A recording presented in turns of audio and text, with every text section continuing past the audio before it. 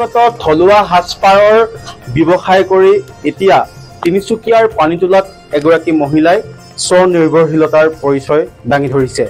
এই মহিলাগৰাকীৰ নাম হৈছে অৰ্পণা বৰুৱা। মই বৰ্তমান অৰ্পণা বৰুৱাৰ যিখন দোকান আছে, ব্যৱসায় প্ৰতিষ্ঠান আছে, প্ৰতিষ্ঠানত উপস্থিত আছো। এইগৰাকী হৈছে অৰ্পণা বৰুৱা। প্ৰথমে আপোনাক স্বাগতম জনাইছো। আপুনি এই কাপোৰৰ ব্যৱসায়ৰ লগত কেতিয়াৰ পৰা জড়িত? নিউজ 18লৈ মোৰ বহুত ধন্যবাদ। মই 2 বছৰমান আগৰ পৰাই মই জড়িত। আৰু এতিয়া আপুনি এই কাপোৰ আপোনাৰ কি কাপোৰ পোৱা যায় ইয়াত? গামোচাৰ পৰা ধৰি আমাৰ অসমৰ, অসমীয়া নহয়, অসমৰ মানে সমাজৰ আৰু অসমৰ অসমীয়া সাজ পোছাকৰলৈকে আছে।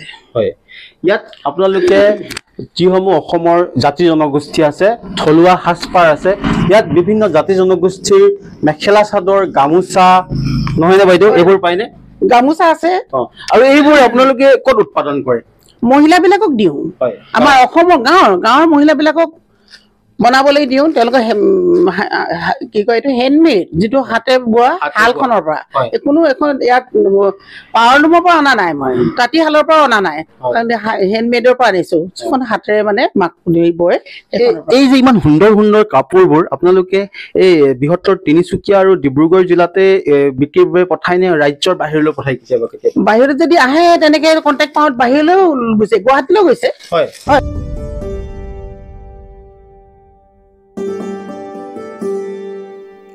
এগৰাকী উদ্যমী মহিলা হিচাপে পৰিচিত অৰ্পণা বৰুৱাই কেৱল কাপোৰ ব্যৱসায়তে সীমাবদ্ধতা নাৰাখি বিভিন্ন ধৰণৰ থলুৱাভাৱে উৎপাদিত আচাৰ, পিঠা পনা, চাহপাতৰ ব্যৱসায়েৰে এতিয়া তিনিচুকীয়া আৰু ডিব্ৰুগড় জিলাৰ বজাৰ দখল কৰিবলৈ সক্ষম হৈছে।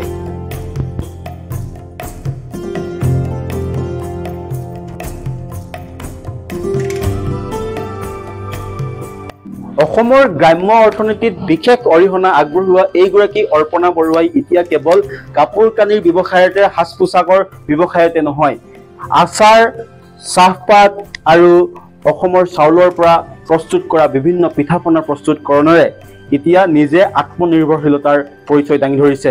কেৱল ইমানেই নহয়, এই বৃহত্তৰ অঞ্চলটোৰ বিভিন্ন মহিলাসকলক উপাৰ্জনৰ বাবে বাট মোকলাই দিবলৈও সক্ষম হৈছে।